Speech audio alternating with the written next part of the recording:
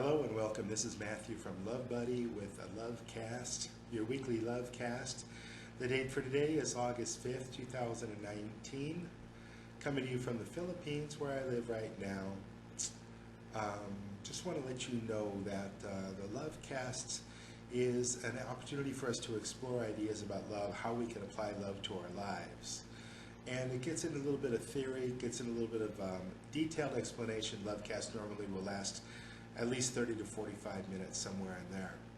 The daily love tips, now those are from Monday to Saturday, and those are trying to keep those around 5 minutes long, but sometimes they go several minutes longer. And those are just tips that we can apply to our lives. Simple, succinct ideas, explanations, applications, solutions to problems in life that come up where love is the answer. And I haven't found one yet where love is not the answer. So if love isn't the answer, maybe you're asking the wrong question. Anyway, let's get into it today. Today is about the Love Diet. It's a new web page, a new Facebook page that I just created, and making it available to people. And what has inspired me to finally, because I've been working on playing with diet since I was about 25 when I started gaining weight. Now I was a slender kid, and always slender, not particularly skinny, you know, not extremely skinny, but definitely no fat. And I was basically just very, very thin until I reached the age of 25. At that time, I had a couple things change. I changed, my metabolism changed, and also my work changed from becoming a carpet cleaning guy. I had my own carpet cleaning company, and there was a lot of physical labor involved in that, to being a computer consultant, a software engineer, and a systems analyst. And that really made my day much more sedentary. And I always had the habit, emotional eating, so I started that when I was a kid, when my metabolism was different. I could handle 5 junk food meals a day, 5 fast food meals a day, multiple candy bars in a sitting, you know, entire cherry cheesecakes in a sitting, and I didn't really gain any weight at all. Then the age of 25 occurred, and then I started gaining weight every year from that point, trying to figure out ways to lose weight, losing weight for a temporary period of time, but not permanent. So those of us that have struggled with weight issues, and those of us that have struggled with emotional eating, you've got to solve that root problem, and that's what the Love Diet is about, because it's a struggle that I've gone through, that I'm solving right now. And so I'm starting to see the results of applying the Love Diet to my life. I haven't reached my goal yet by a long shot. I've got a lot of weight to lose, I've got a lot of progress to make, and I've got a lot of implementing yet to do of the philosophy behind the Love Diet. And what that is, really simple, it's self-love. And how complicated can that get? Well, it can get complicated because we're dealing with me, and I think with also other, maybe millions of other people, where it's there's a food addiction to deal with. Love handles addiction. Anything that solves addiction is love applied. So that doesn't mean hugging and kissing and then all the problems go away. That's not what love means. Love means being conscious, listening, having a relationship, communicating. Yeah, and that includes communicating with your body. So people like me that have created this emotional dependency. I remember after school, I'd go home, I'd sit down in front of the TV set. But after school was so high stress to me. I'm not a school person. I like to go to seminars that are focused on a certain aspect of something that I'm interested in, but I kind of considered school to be a bit of a prison for me. In fact, for 10 years after I got out of school, I still had nightmares that there was something that went wrong with the paperwork or something like that, and I had to go back. That was a nightmare to me. And so anyway, school, not a school guy. So going to school created a lot of stress. I gave myself a lot of stress because I just didn't know how to handle the stress of school. I didn't know how to handle the challenges. There were emotional challenges and intellectual challenges, and there were interaction, social challenges, all that I was not well equipped for. And when I got home, there was zero support. I mean, rarely did my parents ever ask if I had homework or if I had done my homework. Never did they ask, do I need some help with it? And never did they ask, how were things going regarding, areas of intellectual challenges, social challenges.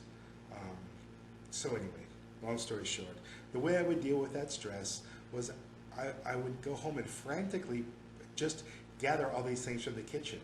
Bag of Fritos, can of SpaghettiOs I would heat up, get that started right away, get that heating up on the stove. Any sweets like Hostess products like Twinkies or Ding Dongs or Suzy Q's were my favorite. They're not available anymore. What else? Salty snack, sugary snack, bottle of soda pop with a glass full of ice so that I could refill it, whether that was Pepsi or RC or Coca-Cola. I think that was pretty much it. Oh, sometimes I throw a bowl of cereal in there too. I like these Golden Grahams. Looking back now, Golden Graham cereal, I don't know what percentage just plain pure sugar it is, but it's very high. They're really, really sweet. I loved it. And I would sit there and pick out on 2-3 bowls of those, in addition to other things. Now, when I would go and have fast food, I'd overeat. So what I got into the habit of doing was dealing with stress with food, and that made me an emotional addict to food.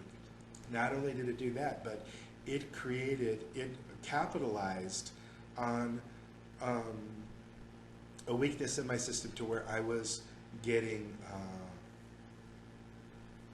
let's say, low blood sugar problems, to where I was shaking. I was a kid in school. How old was I? I was 11 years old. I was never diagnosed as a diabetic. I never had a GCT. What is that? Glucose tolerance test, GTT. So I've never been called a diabetic, but I recently went into the hospital, let's see, about 2 years ago? No, it was 1 year ago. I was in the hospital because I had an abscess that didn't heal, and my blood was poisoning. That could have been the end of me. And so a good friend, Roy, and his wife, Tish, they picked me up from my house where I could hardly really walk. I couldn't sit because it was on my lower back, kind of but just above my tailbone. Anyway, it was so bad that they put me in under the knife that day when they admitted me to the hospital. They cut off, all this dead skin, and they cleaned me up, and the hospital kind of saved my life, really. Anyway, I didn't realize, but they diagnosed me as a diabetic type 2, and things started to fall into place. I started understanding, wow, this blood sugar problem, then panicking, and then needing to eat, and then build up the blood sugar again, and then get on this blood sugar roller coaster thing that my body couldn't handle, taking all this blood.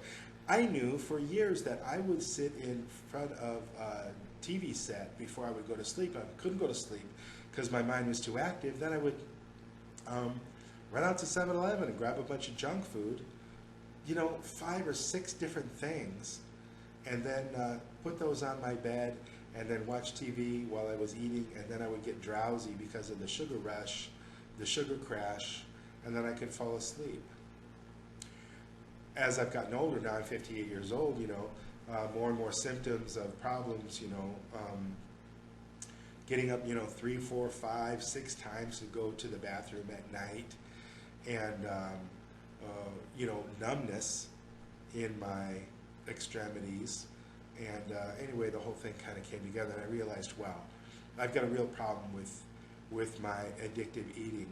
And what I've gone through now has been times where I was really able to focus, where everything was going good in my life.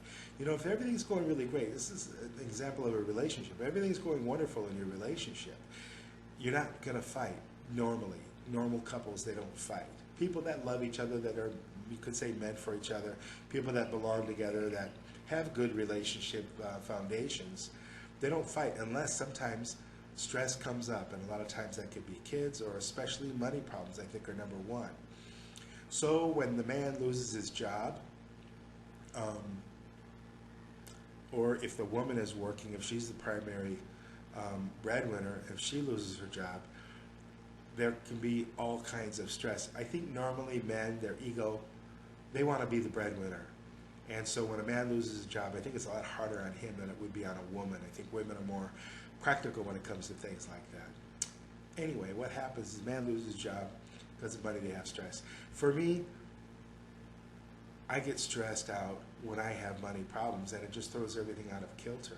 So if I have a good plan where I'm eating well, and I like to eat well, and I like to have a lot of vegetables and salads, and I like to have healthy foods, and foods that are not high in a sugar concentration or junk foods, I'm fine. I can do that. But life challenges always come up, especially as an entrepreneur, as a very independent person. Remember, I didn't fit very well in school, and I also don't fit very well in the corporate world. That can be a problem, but it's also a blessing because of how the things I'm able to do are things that I'm able to learn and experience that people who do fit well in those worlds. So there's, it's got a plus side and minus side. Anyway, when I was feeling stress, I realized that I would fall back on my addiction. Now, isn't that what happens with an alcoholic?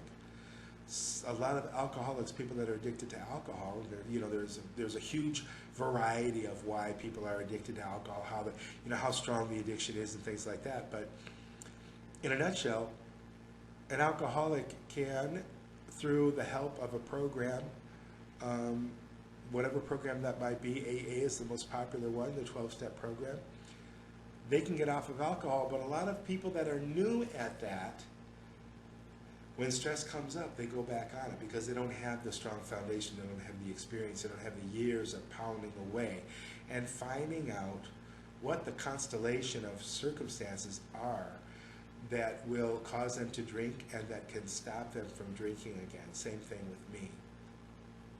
There's a constellation of circumstances that can keep me eating well. That's the nuts and bolts. That's the logistics of the Love Diet. But the foundation of the Love Diet is love. And so what I've realized is that you apply love to things as the foundation, you're going to succeed. It might take time.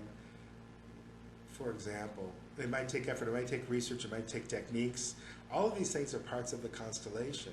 Making a list of the foods that you shouldn't eat, making a list of the foods that you should, buying yourself a blender or a juicer if that's part of what you're going to be eating, eliminating certain foods from your cupboard, the people that you hang out with, the things that you do for socializing. These are all things that build that constellation of circumstances that can cause you to be successful or not successful. What's the foundation? Where is the place where this constellation of circumstances comes? It comes from love. Love, as I started to mention, communication, understanding, compassion, nurturing, empowering. These are all the qualities that we can apply to ourselves, that we can apply to the situation, that allow us to build our toolbox of all the techniques that we can use in order to successfully get better health through changing our eating habits, through the Love Diet. And it's not really a diet. Love Diet's not really a diet. It's a new approach to food for people that are addicted to food like myself, people that have an emotional addiction. And that can be backed up also by a physical addiction or a physical weakness like a blood sugar problem or whatever else. Now, there are 1,000 different diets, well, there are millions of different diets, and you could even say billions because of so many billion people on the planet. Each person has their own kind of unique, everybody's different, right? Some people, they can eat a lot of this and it doesn't bother them. Some people have an allergy to peanuts, and if they eat a peanut, they could die. Just like people get stung by a bee, one sting, it could kill them. Or people can eat all of this that they want, but they can't eat any of that. So there are different tolerances, and there are different qualities that each of our bodies has. But the foundation and especially the foundation of love, helps us to get in touch with what exactly is what's best for us. What should we eat, what we shouldn't eat. I think of a friend of mine. His name is Paul. A couple of years back, I was on a diet for 62 days. It's the longest I'd ever been on a diet. And I had a constellation of circumstances that was actually excellent, but I didn't have love at the foundation because I didn't really understand the constellation. I knew certain things I needed to do. So I was stable financially. I was in a bit of a boom at the time financially, so I didn't have to worry about money and panic about how am I going to pay my bills. Number two, I had an assistant. I hired a young lady to help me to make juice for me and go shopping for me. So she'd go out and go shopping, and I was having juice, and I was having salads, and I was having these big robust salads, which I kind of learned from my older brother, Mark.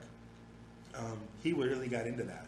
My parents kind of set the stage for that, but he really got into creating these salads, and I took it a step further to where iceberg lettuce, I know it's boring, but it's okay in this context, black olives, green olives, garbanzo beans, kidney beans, green beans, canned mushrooms, and some kind of like a buttermilk dressing, like a white colored, creamy kind of a dressing. There were one or two other ingredients, tomatoes, of course, and sometimes onions. So I would make these huge salads, and I would split them up. And when I had the young lady working for me, she made the salads. She put it in two different boxes, one for the late morning and one for the early, late afternoon. And then I had juice. I had vegetable juice that was made by a juicer that included just a little bit of fruit, one orange, one apple, and then the rest just green vegetables. And so I was very confident that I was getting all of the nutrients that I needed in that juice. And I was also getting all the bulk of the salad and all of the things that that salad gave to me. It worked really great. I did it for 62 days. Didn't look back until my birthday, December 17th. And then I said, okay, now I know how to do it. I know how to lose weight.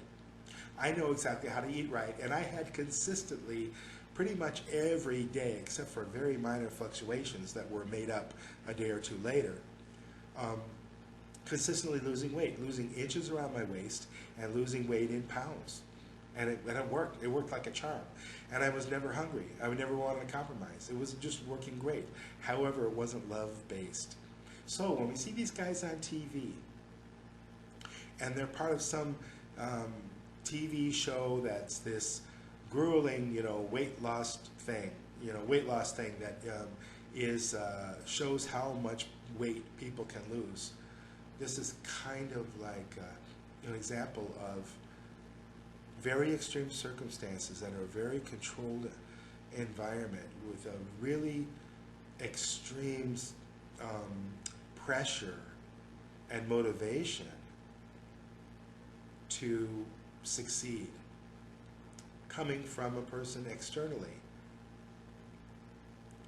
It's a little bit like a mother lifting the car off of her baby, it's a miracle, and people do it. They find superhuman strength inside. But can she do that every day? Can you do that when you travel? Eat right? Can you do it when you're hungry? You're hungry and you have time for breakfast and you're driving through by a fast food drive-through. Can you do it when you found out you lost your job? Can you do it when you're having relationship problems? Can you do it when you find out you're being audited by the IRS, or you find out you can't pay your rent because of some mistake you made on your ledger? So, some kind of an extreme event that causes stress. And if you have that emotional eating habit there, if that habit is there, do you have the ability to overcome that? Probably not. I sure didn't. So I told my friend Paul. He goes, well, what are you going to do now? How are you going to handle this? What are you going to do for that? I said, well, that was phase A. Now I'm going into phase B. And he said, well, what is phase B? Good friend of mine, skeptical guy, lawyer by trade, skeptical guy, pragmatic guy. I said, I can eat anything I want. Because that was my goal. My goal was not to artificially control what I ate through some extreme diet, through some extreme unnatural, I couldn't go out and eat with other people during that couple of months. A lot of things I couldn't do at all. I didn't break that diet, not once. I didn't even have an extra olive for a snack. I never had any rice. I just had this big green salad and then the vegetable juice. Oh yeah, and then I did add, at one point I was feeling kind of faint, and that might have been a phase I was going to go through, but when I stood up quickly I'd feel dizzy. And a friend of mine who's nursed for many years, he said, look, maybe you're not getting enough protein. Add a can of tuna in there and add some rice, some healthy rice. So I got this black rice, which is high fiber. It's not that refined white. So I would have a little cup of that black rice, and then I'd have a can of tuna every day. But that was it. That was prescribed, right? That was a conscious decision. It wasn't a compromise, and it wasn't a giving in on the rules that I had set for myself. So what did I do? I never, ever, ever during that 62-day period, I'm really proud of that, but it says a lot for how things were set up for me to succeed. Well, when things are set up for you to fail, are you able to? Do you have a toolbox? Do you have love as your foundation? In other words, do you understand nurturing and how to nurture yourself? Do you understand how to pick these foods? Do you pick the right tools that are going to last? That's what the Love Diet is about, and that's why I say it's not really a diet, but we call it the Love Diet so that people automatically know that it has to do with eating properly, but it has to do with love as the foundation. So that's what the Love Diet is about, and I'm learning to implement that a step at a time. Now, what we don't always see with the Love Diet, if you're looking for immediate results, forget it. You're probably not going to get them. If you're looking for an easy, quick fix, forget it. This is not, people talk about that, oh, there's no quick, this is not a quick fix, because the reason that people get out of shape, the reason people get overweight, the reason I got overweight was because I wasn't loving myself. I didn't know what that was. It's not this obscure, vague, weak, hugs and kisses make you feel better kind of baloney. Loving yourself is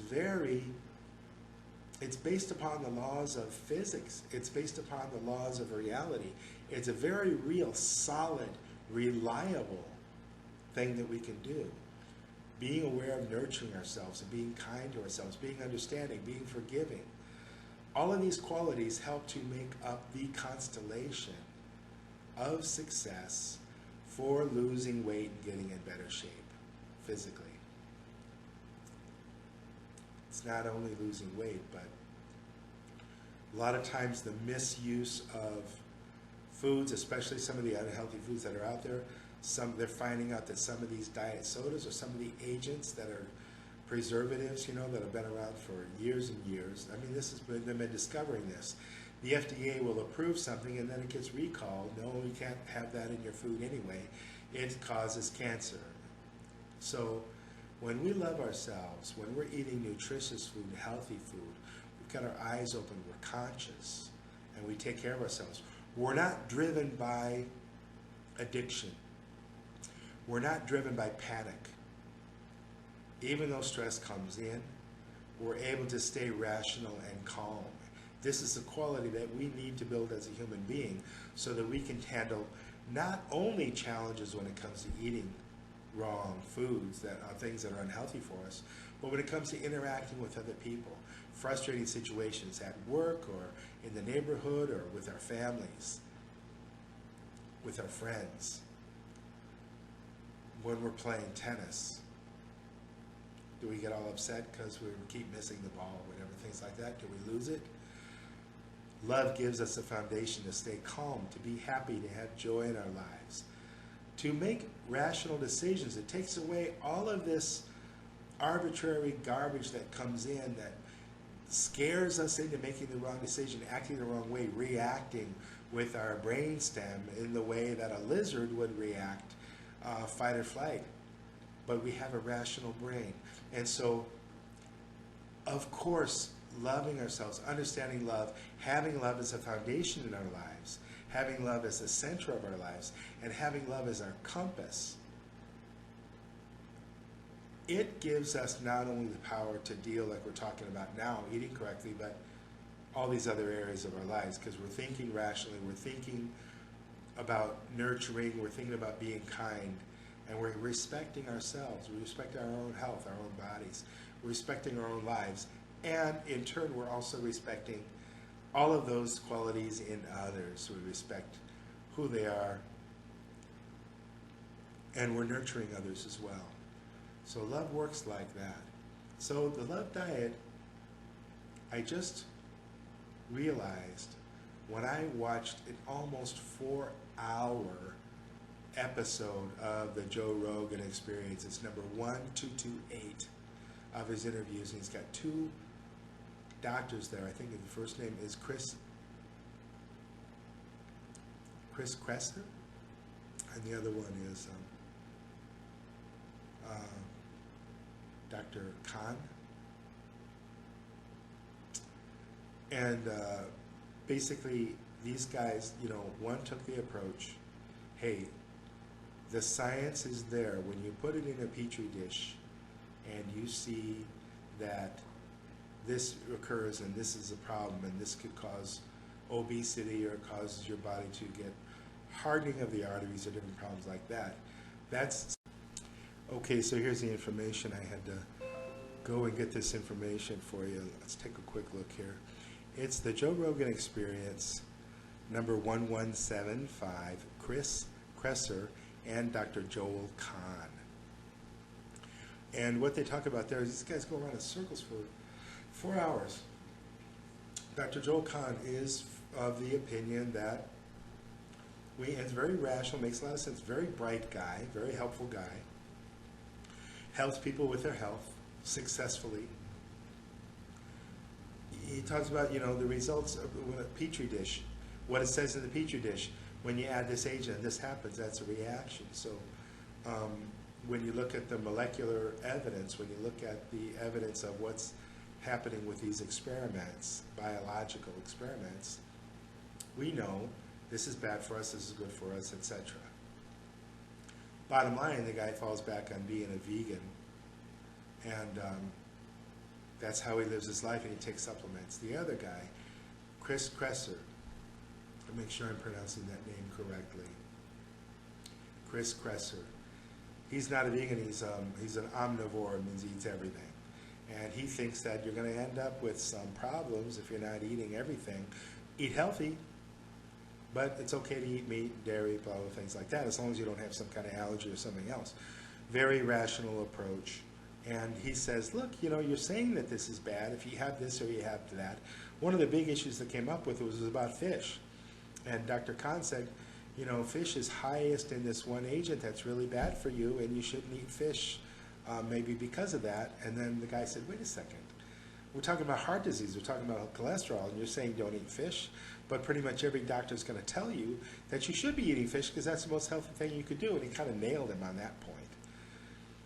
But this guy, Dr. Khan, he's very convinced that his approach is accurate, that it's the best way to approach it is by looking at the chemistry, looking at the results that you're going to see in the petri dish from his research. Not necessarily what Chris Kresser does. He says, well, yeah, but that's not the way it plays out in real life.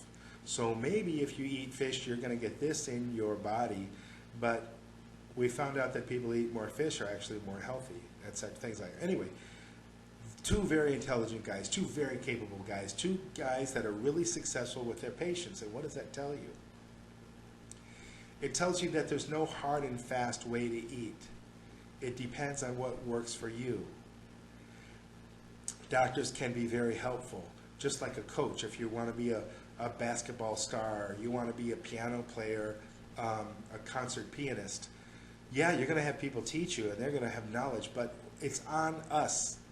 It's on us in the end. We gather our resources. We learn about juicing. Is juicing right for us? It works for a lot of people, and there's this whole revolution of people that are juicing, and it's just a wonderful thing for people, and I like it, although I haven't really learned very well how to make juices that are not make my lip curl, you know. Sometimes it's really hard to get the juice down, and I've had a problem with that. I don't have a juicer right now. I'm going to get another one in a week or two here. But each of us individually, it's on us. You need to love yourself. We need to learn to love ourselves. We need to make a habit. We need to understand loving ourselves. And when we understand loving ourselves, when we get good at that, that's the foundation. And not only is it going to help us to get in better shape, not only is it going to help us to stay away from things that might even cause cancer. I mean, it could even be something that, well, now I don't want to smoke anymore. A lot of smokers get cancer. A lot of people get cancer from other agents. And it also can be from stress and from negativity. Love brings on less stress. Love brings on a release of anxiety. Love brings on more healthy behavior. And love also implores us to research and to say, okay, I like what this guy says. It feels good to me. He says boneless chicken breast, no skin. And he's also into having just a healthy dessert, maybe a handful of grapes and some nuts or something like that. You know, if you like the way that sounds. Or people on the paleo diet, whatever seems to work for you. And when you eat that, and when you take part in this kind of a food regimen, if your body feels better, you automatically feel better. I'm not talking about addiction where you got to gulp down that Coke and that burger and that cheeseburger. We're talking about eating healthy foods, and we're not eating them out of addiction, out of compulsion, but we're eating them out of love. Love for ourselves, love for the food. You really get to know the difference. Wow, I'm kind of cheating myself, aren't I? I'm lying to myself. This is what I'm learning to do. I'm learning to be more and more in touch. I'm learning to be better and better at loving myself and picking the right foods, picking the healthy foods, picking foods that I love. You know, there are so many possible things to eat out there. If you say, oh, I don't want to give up my pizza, I got to have pizza. That's not necessarily the case. I think about Oprah. I don't know how Oprah is doing right now, but I know that she lost weight and gained weight and lost weight and gained weight, and I'm not sure where she's at right now. But I know that I remember seeing her on a program, I don't want to give up these foods. Don't worry about it, because that compulsion, that's like an alcoholic saying, I don't want to give up my whiskey. Well, that's what's really hurting you. That's what's really hurting your life. Are you sure you don't want to give that up? Because if you learn to substitute this addictive behavior with a loving behavior, this junk food with a healthy food, believe me, you're never going to want to go back. If you do it right, you do it right, you do it out of love, you do it out of understanding, consciousness, you do it out of awareness, you do it out of nurturing, you never want to go back, and you'll shake your head, why did I ever do that? How is it possible that I ever did? I'm in that place now with a lot of things, a lot of different food things. Because I've been focusing on love, I'm much more aware of, wow, I don't want to eat that sugary cake. I used to gulp down, you know, pieces of chocolate cake that I would get from 7-Eleven or other treats, things that were really spicy, which my body can't handle too much spice. You know, I would OD on these things, gulping down a huge Coke. Not anymore. I don't even like it. I don't even miss it. Times that I have gone on diets, the physical addiction was gone. But the emotional addiction came back because I wasn't being love-based. And that's what the Love Diet is about. Love Diet's not really a diet at all. It's just a way to love ourselves when it comes to nutrition, when it comes to our eating habits. That's all the Love Diet is about. So anyway, I'm releasing that today, the Facebook page. And when I reach my goal, my fitness goal, I'm going to offer a seminar, and I'm going to offer a course. I'm going to offer a weekend seminar and a course that you can get from the internet to step you through what I stepped through. And I'm going to wait until I'm completely successful. I've got all the bugs worked out, and that I've talked to a lot of different people with a lot of different challenges, help them out as well. But I know love is a foundation. That's not going to be a surprise. But how do we learn about love? How do we apply love? How do we understand love? How does love work when it comes to something like getting yourself in shape and dealing with a food addiction? So that's the journey that I'm on right now. And I started this Facebook page so that people can discuss it. You know, I'm going to start a group too, where we can have discussions, we can have conversations about what we know about getting healthy, eating healthy.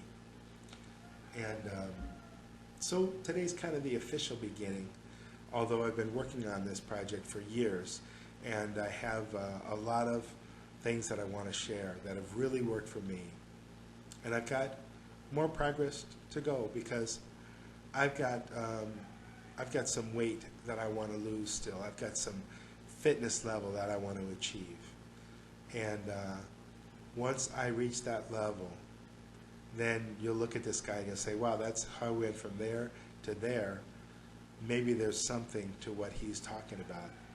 And there will be, but I'm not gonna offer that until I'm ready. I'm not gonna offer it until I feel like it's a really solid, really reliable, really worthwhile, really workable program that I can share with people. In the meantime, I'm on that journey and I'm going to share that journey. Thanks so much for watching. This is Matthew with LoveBudi talking about the love diet. I hope you have a lot of love in your life. I love you. Have a wonderful day. Take care. I'll see you next time. Bye for now.